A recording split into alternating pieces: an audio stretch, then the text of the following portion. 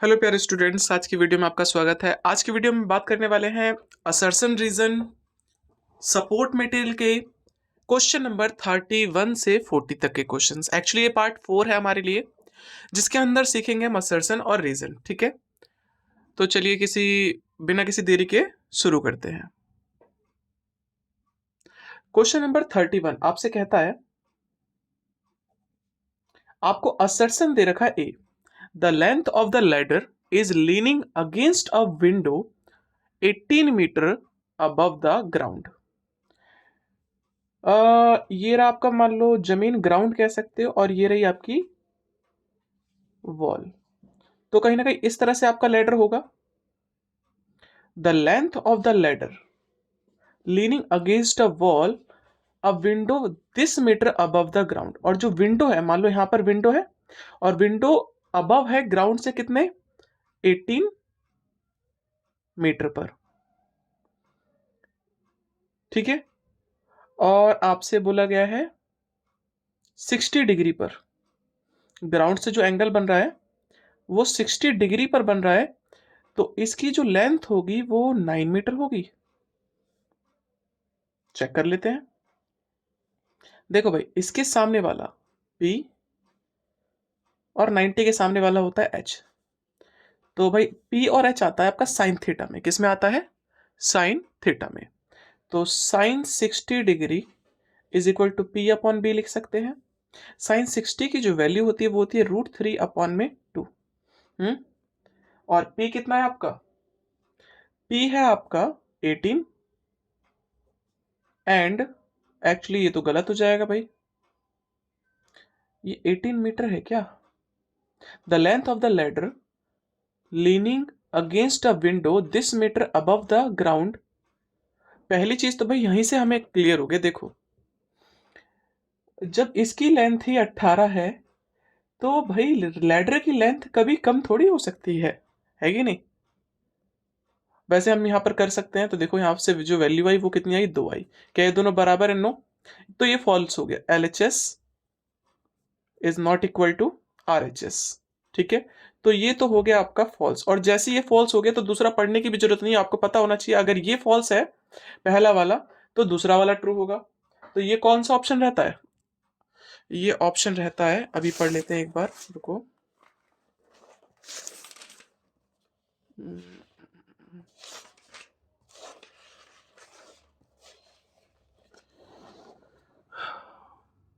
पहला फॉल्स और दूसरा ट्रू होता है डी वाले ऑप्शन में। ठीक है, डी वाले ऑप्शन में। ठीक है, और जो रीजन है देखते हैं उसे। वैसे हमने आंसर तो बता दिया, अगर पहला वाला फॉल्स है तो दूसरा वाला 100% ट्रू होगा। According to Pythagoras theorem, Pythagoras theorem कहती है ना H square equal to P square plus B square. जहां पर एच जो होता है वो हाइपोटेनस होता है, और पी जो होता है वो परपेंडिकुलर, और बी होता है बेस। तो ये इसने ट्रू कह रखा है, H square is equal to P square plus B square. ठीक है, तो विच इज ट्रू। लेकिन पहला वाला ए तो है आपका फॉल्स और बी है आपका ट्रू, तो ये ऑप्शन नंबर जो होगा आपका डी होगा। ठीक है, बढ़ते हैं अपने अगले क्वेश्चन पे।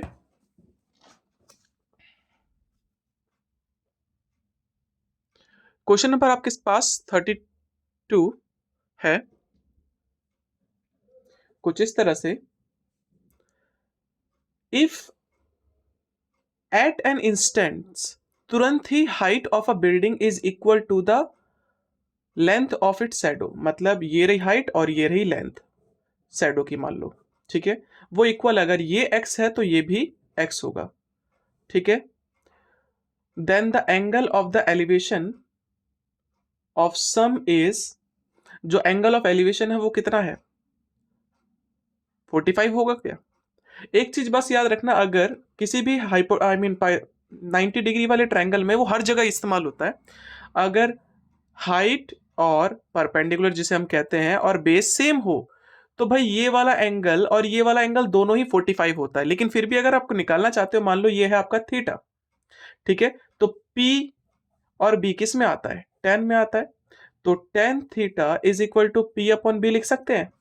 tan की वैल्यू p कितना है आपका x और b भी आपका है x, कैंसिल किया तो कितना आ गया 1। और tan की जो वैल्यू होती है 1 कब आती है, जब थीटा 45 डिग्री का होता है, ठीक है। 45 डिग्री का ही आ रहा है, तो ये तो हो गया आपका ट्रू। लेकिन जब रीजन की बात करें तो यहां पर लिखा है tan 45 is equal to tan 45 is equal to 1, बिल्कुल सही। और इसी का यूज तो किया हमने, तभी तो निकला आपका आंसर। तो ये हो गया ऑप्शन ए, ये भी ट्रू है, ये भी ट्रू है। और इसकी वैल्यू को यूज किया है हमने इसे प्रूफ करने के लिए, इसीलिए हम कह सकते हैं कि यहां पर जो ऑप्शन होगा वो ए ट्रू होगा, ठीक है। बढ़ते अपने अगले क्वेश्चन पे, क्वेश्चन नंबर 33। अब 33 आपसे कहता है assertion a tangent to a circle, a tangent to a circle is perpendicular to radius through the point of the contact। अब ये इसने थ्योरम ही लिख दी है। मान लो यहां पर एक सर्कल बनाया और किसी बाहर पॉइंट से हमने यहां पर एक टेंजेंट डाला। अब टेंजेंट का काम क्या होता है, टेंजेंट का काम होता है अगर हम उसे सेंटर से मिला दे, मतलब टेंजेंट का जो लाइन होती है और सर्कल पे जो कॉमन पॉइंट होता है इसे कहते हैं point of contact. The tangent to a circle, ये टेंजेंट सर्कल पर बन रहा है, इस परपेंडिकुलर टू द रेडियस। तो क्या ये परपेंडिकुलर होगा, बिल्कुल होगा 90 डिग्री का, ठीक है। तो ये तो है भैया ट्रू, क्योंकि ये थ्योरम ही है आपकी, थ्योरम नंबर 10.1 पुरानी बुक में और नई बुक में पहली थ्योरम मान लो आप थ्योरम, ठीक है। दूसरा है आपका the length of tangent are drawn from external point to a circle are equal, ये भी थ्योरम है। अगर किसी एक्सटर्नल पॉइंट से दो टेंजेंट डाले जाए सर्कल पर तो क्या उनकी लेंथ बराबर होगी, क्या ये साइड इस साइड के बराबर होगा, तो ये भी ट्रू है। देखो ये भी ट्रू है, ये भी ट्रू है, लेकिन इसका यूज तो नहीं किया इसको सॉल्व करने में, किसी भी तरह से नहीं किया। और जब नहीं किया तो आप कहोगे ये जो ऑप्शन है, ऑप्शन नंबर बी जो होगा वो करेक्ट होगा। ए ट्रू है, बी ट्रू है, लेकिन आर ने एक्सप्लेन नहीं किया ए को, असर्शन को, ठीक है। अगला पढ़ते हैं। अब अगला है आपका 34 ए, if PA and PB are tangent drawn from external point P to a circle, अगर किसी सर्कल पर बाहर किसी पॉइंट से अगर हम दो टेंजेंट ड्रॉ करें, मान लो यहां से हमने दो पॉइंट टेंजेंट किए, ठीक है, बाहर किसी पॉइंट से P से सर्कल पर, यहां पर विथ सेंटर O, जिसका सेंटर है O, then the quadrilateral AOP is a cyclic PA and PB। तो ये जो फिगर बना क्या ये साइक्लिक होगा, तो उससे पहले आपको साइक्लिक की प्रॉपर्टी पता होनी चाहिए। प्रॉपर्टी ये होती है, आपके 9th की क्लास में था, वो ये था, अभी क्लियर हो जाएगा। साइक्लिक क्वाड्रिलेटरल किसे कहते हैं, साइक्लिक क्वाड्रिलेटरल का जो प्रॉपर्टी है, थ्योरम है, वो ये था, sum of two opposite angle is 180 degree. अगर आमने सामने के दो एंगल्स को प्लस कर दिया जाए किसी भी क्वाड्रिलेटरल के, ठीक है, चतुर्भुज के, तो वो एक साइक्लिक क्वाड्रिलेटरल होता है। तो आप खुद चेक करो, ये 90 है और ये भी 90 है, 180 आ रहा है। और इसको प्लस करने पे भी तो 180 आता है, और जब ये आ रहा है तो ये साइक्लिक क्वाड्रिलेटरल की प्रॉपर्टी को भी सेटिस्फाई कर रहा है। तो ये तो हो गया आपका ट्रू, ठीक है। अब बात करते हैं आर की। आर आपसे कहता है the angle between two tangents, the angle between two tangents are drawn from external point. जो लेंथ, जो the angle between two tangents, figure बना लेते फिर से। The angle between two tangents drawn from an external point to a circle, बाहर किसी external point से हमने दो टेंजेंट ड्रॉ किए, एक तो ये और एक ये, ठीक है, is supplementary to the angle subtended by the. अब यहां से अगर मैं इसको इससे मिला दूं सेंटर से, तो यहां पर लिखा है कि जो एंगल बन रहा है is supplementary to the angle subtended by the line segment joining the points of the center contact of the center। अब देखो पूरा देखो क्लियर करते हैं। सप्लीमेंट्री का मतलब होता है 180 डिग्री। क्या होता है? 180 degree. To the angle subtended by the line segment joining the points, इस पॉइंट से जो दो लाइनें ज्वाइन हो रही थी उससे जो एंगल बन रहा है वो ये हो गया एक। एंड पॉइंट ऑफ कांटेक्ट मतलब कांटेक्ट एट द सेंटर, जो लाइन सेंटर को कांटेक्ट कर रही थी उसको, क्या उनको प्लस करने पे 180 आ रहा है? बिल्कुल आ रहा है। और कहते हैं इसका यूज किया है हमने इसको प्रूफ करने के लिए, यही तो बताया कि भाई इसको और इसको प्लस करने पे भी 180 आता है। यहां पर इसको और इसको प्लस करने पे 180 आ रहा है, तो ये भी ट्रू है और इसकी वजह से हमने इसको एक्सप्लेन किया है, तो ये हो गया ऑप्शन नंबर ए। ठीक है, बढ़ते हैं हम अपने अगले क्वेश्चन पे, क्वेश्चन नंबर 35। अब 35 आपके सामने है। 35 क्या कहता है देखो, assertion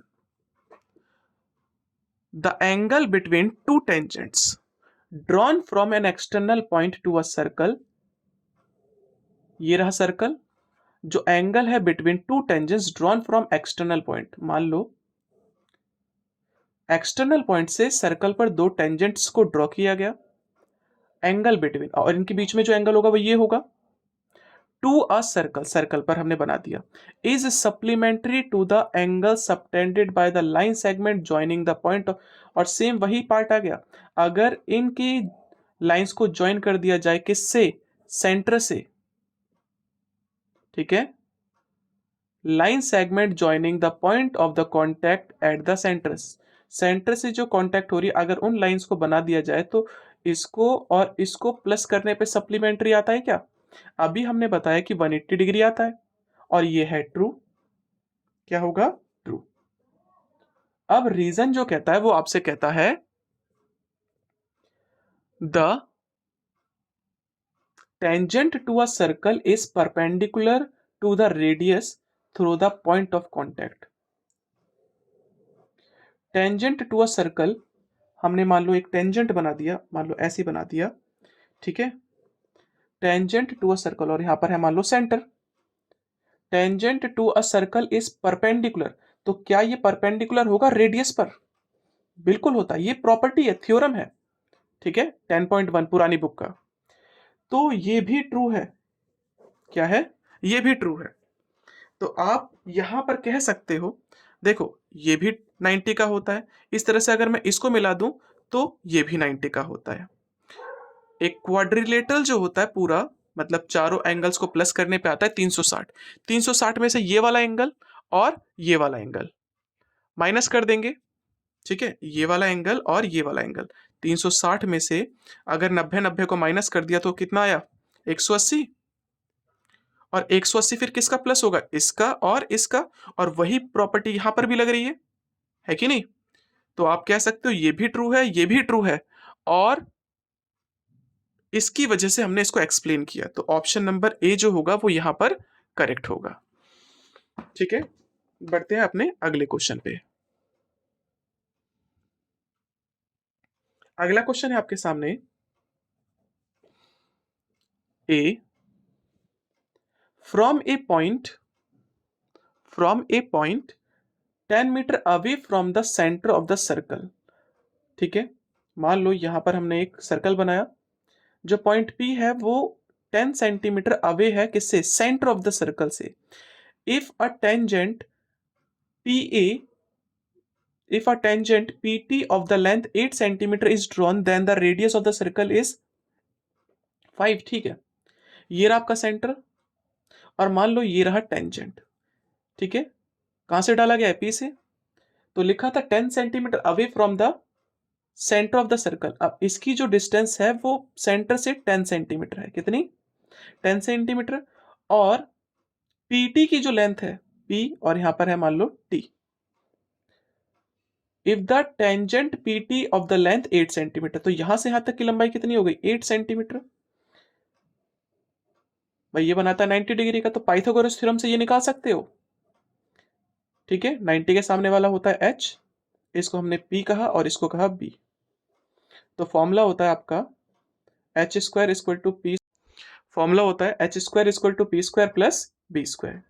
ठीक है, चेक कर लेते हैं ये कितना है, रेडियस कह रहा है 5 होगा, क्रॉस चेक कर लेते हैं। एच है आपका 10, 10 का स्क्वायर, पी है आपका 8, 8 का स्क्वायर, और बी है आपका 5, 100, 64 प्लस 25। अब एक चीज क्लियर है कि भाई इसको प्लस करने पे 100 तो नहीं आएगा, तो ये तो हो गया फॉल्स। क्या हो गया? फॉल्स। तो ज्यादा दिमाग भी नहीं मारना आप लोगों को, अब आपको सीधे ही लिख देना है, अगर ये फॉल्स है और ये ट्रू है तो ऑप्शन नंबर डी होगा, क्योंकि ये करेक्ट होने वाला है 100%। फिर भी चेक कर लेते हैं। A line drawn through the end of the radius, a line drawn through the end of the radius and perpendicular to the to it, दोबारा पढ़ लेते हैं।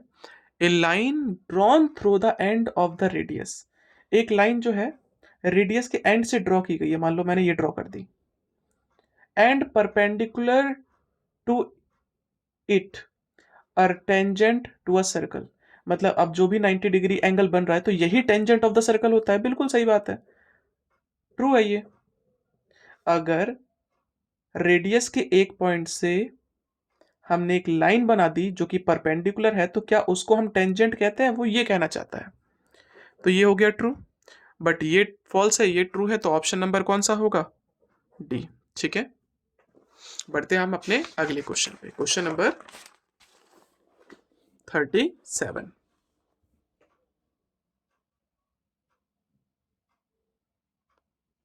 अब 37 आपसे कहता है A, if the circumference of the circle is this then the radius is this. Check करना पड़ेगा, सर्कमफ्रेंस दे रखा है। अब सर्कमफ्रेंस ऑफ सर्कल का फॉर्मूला जो होता है वो होता है 2πr, और वो कितना दे रखा है? 176। अगर तब रेडियस ये होगा, आप एक काम कर सकते हो, यहां से आर निकाल दो, ये आना चाहिए, या आर पुट कर दो तो ये आना चाहिए, L H S equal to R H S. चलो एक काम करते हैं, हम आर निकाल लेते हैं। ठीक है, 2 का 2, पाई बराबर होता है 22/7, आर हमें नहीं पता, तो आर की वैल्यू क्या होगी? इनको उधर ट्रांसफर कर देते हैं, जो नीचे होगा वो ऊपर, और जो ऊपर होंगे वो, ठीक है, वो नीचे होंगे, तो 22 और 2 नीचे आ जाएगा। ठीक है, फटाफट डिवाइड कर लेते हैं हम, क्रॉस चेक। तो 178 को डिवाइड किया हमने 2 से, डिवाइड किया 2 से, तो ये आपका आया 89। ठीक है, 89 को आप किससे डिवाइड करें? 22 से, डिवाइड किया 22 से, तो ये आपका आया 4 गलती कर दी भाई, ये 176 था और मैंने लिख दिया 178, विच इज माई मिस्टेक। तो इसको करेक्ट करते हैं। ठीक है, अपन लोग, तो इसको मैं दोबारा कर लेता हूँ। r is equal to 176 into 7 upon में 2 इंटू 22। ठीक है, 2 से डिवाइड करोगे तो ये आपका आ जाएगा 88, इसको इससे डिवाइड करोगे तो 4 आ जाएगा, और सॉल्व किया तो 28, तो रेडियस 28 ही तो है यहाँ पर, तो ये तो है भैया ट्रू। अब यहाँ पर लिखा है r जो है circumference of circle is 2πr। भाई सरकमफ्रेंस का फॉर्मूला हमने यही तो रखा और यही तो होता है, तो ये भी आपका ट्रू है, और इसकी वजह से आपने इसको प्रूफ किया, तो ये हो गया आपका ऑप्शन नंबर ए। ठीक है, क्या हो गया आपका? Option number A. बढ़ते हैं अपने अगले पॉइंट पर, पॉइंट नंबर 38 क्वेश्चन। 38 क्वेश्चन आपसे कहता है ए,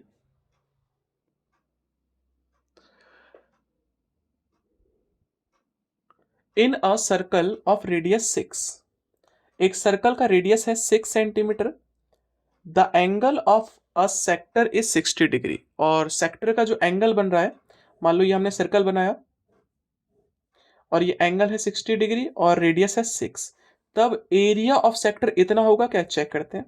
अब एरिया ऑफ सेक्टर का जो फॉर्मूला होता है वो होता है पाई r square into theta upon में 360। ठीक है, पाई की जगह पे रखा हमने 22/7, रेडियस है 6 तो 6 इंटू 6, और एंगल बन रहा था 60 तो 60/360। ठीक है, इसको इससे डिवाइड किया तो 6 और इसको इससे डिवाइड किया, अब मल्टीप्लाई कर देते तो 132/7 इतना आ गया। आप इसको मिक्स्ड फ्रैक्शन में कन्वर्ट कर लो, 132 को 7 से डिवाइड कर दिया, 7 एकम 7, कितना बचा 6, यहाँ से उतारा 2, और 7 8 56, तो यहाँ से बचा 6। तो अब इसको मैं लिख सकता हूँ 18 सही 6/7। क्या ये ऑप्शन है? बिल्कुल है। तो ये तो हो गया आपका ट्रू। अब रीजन भी चेक कर लेते हैं। लिखा है area of circle with radius R is this. Area of circle का फॉर्मूला जो होता है वो होता है पाई आर स्क्वायर। ठीक है, एरिया ऑफ सर्कल का जो फॉर्मूला होता है वो होता है पाई आर स्क्वायर। तो ये भी हम कह सकते हैं ट्रू है। लेकिन हमने एरिया ऑफ सर्कल का फॉर्मूला नहीं लगाया, किसका लगाया है? एरिया ऑफ सेक्टर का फॉर्मूला लगाया। ठीक है, सेक्टर का अगर फॉर्मूला दिया होता तो ये इसको एक्सप्लेन कर रहा होता, बट यहां पर सेक्टर का फॉर्मूला नहीं दे रखा, एरिया का दे रखा है, तो ये भी ट्रू है और ये भी ट्रू है। तो सिर्फ बी ऑप्शन नंबर इसका करेक्ट होगा। ठीक है,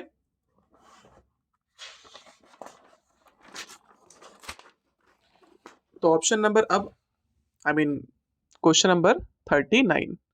अगर आपको वीडियो पसंद आ रही हो, अगर आपको इससे कुछ भी जानकारी या सीखने को मिल रहा हो, तो चैनल को लाइक और सब्सक्राइब शेयर करना ना भूलें।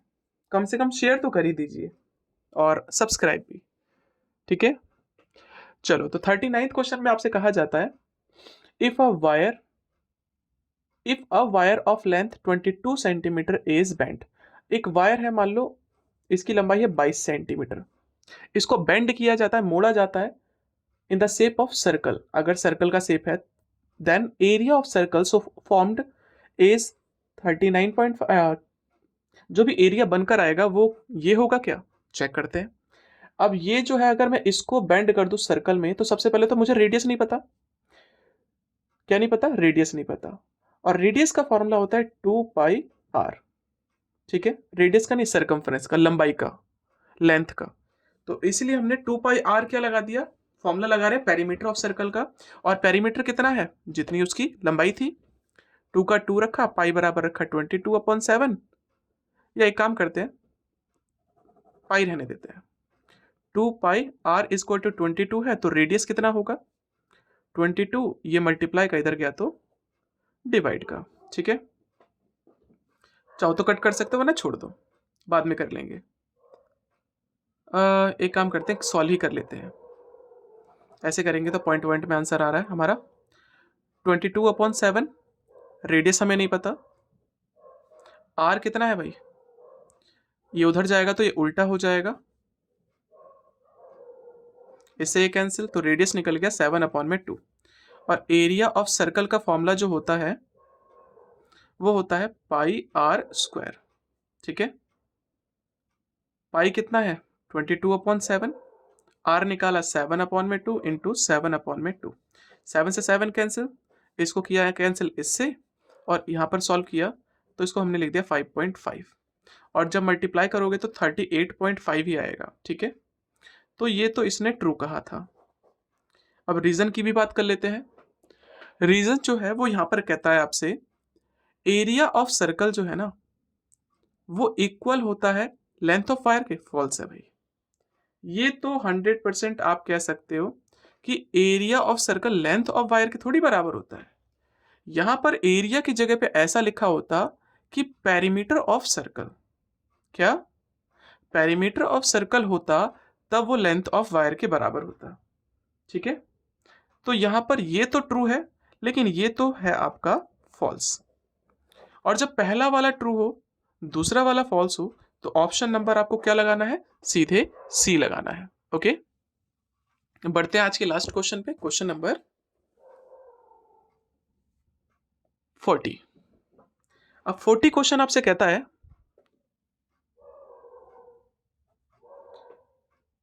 ए the length of arc of the circle is 2π। Length of arc, मान लो ये एक आर्क है, ठीक है, मान लो हम सर्कल बना देते हैं ऐसे कुछ, और यहां से यहां तक की जो लेंथ है वो इसने दे रखा है 2 pi. If the radius of circle is 4 centimeter, और जो सर्कल की रेडियस है वो 4 सेंटीमीटर दे रखी है, तो पक्का एंगल पूछा होगा। ठीक है, एंगल सबटेंडेड बाय आर्क, और इस आर्क से जो एंगल बन रहा है ये वाला एट द सेंटर, सेंटर से वो 90 डिग्री का होगा क्या? लेट्स सी, देख लेते हैं। एरिया ऑफ सेक्टर, एरिया इसने कितना दे रखा था, सॉरी एरिया नहीं, पेरीमीटर, पेरीमीटर ऑफ सेक्टर, वो इन्होंने दे रखा है 2 पाई। अब फॉर्मूला होता है 2 pi r into theta upon में 360। अब हमें निकालना है 2 into pi into R, R कितना दे रखा है इसने 4, तो 4 लिख दिया, थीटा हमें नहीं पता, 2 पाई। तो थीटा बराबर क्या होगा, सबको उधर ट्रांसफर कर दे, जो नीचे था वो तो ऊपर चला जाएगा और जो ऊपर थे वो नीचे चले जाएंगे। 2 पाई इंटू 4, इससे ये कैंसिल, इसको कैंसिल करोगे तो 90 डिग्री आ जाएगा। ठीक है, तो ये तो इसने ट्रू बोला, क्या बोला इसने, ट्रू। अब ये ट्रू बोला तो रीजन की बात कर लेते हैं। अब रीजन कहता है लेंथ ऑफ आर्क। भाई लेंथ ऑफ आर्क का जो फॉर्मूला होता है वो अभी हमने यहां पर क्या लिखा, लेंथ ऑफ आर्क का जो फॉर्मूला होता है वो होता है 2 pi r into theta upon में 360। बट यहां लिख रखा है पाई r इंटू थीटा अपॉन 360। अगर ये भी लिखा होता, 2 से कट कर देते तो ये भी ट्रू होता। ठीक है, बट यहां पर इसने गलत दे रखा है, और जब गलत दे रखा है तो यहां पर हम क्या लिखेंगे, फॉल्स। अब ये ट्रू है ये फॉल्स है, तो सीधे सीधे आप क्या बोल सकते हो, ये भी ऑप्शन नंबर सी होगा। ठीक है, तो आज की वीडियो में इतना ही। अगर वीडियो से आपको कुछ भी जानकारी मिल रही हो, अच्छा लग रहा हो, तो शेयर सब्सक्राइब करना ना भूलें। धन्यवाद।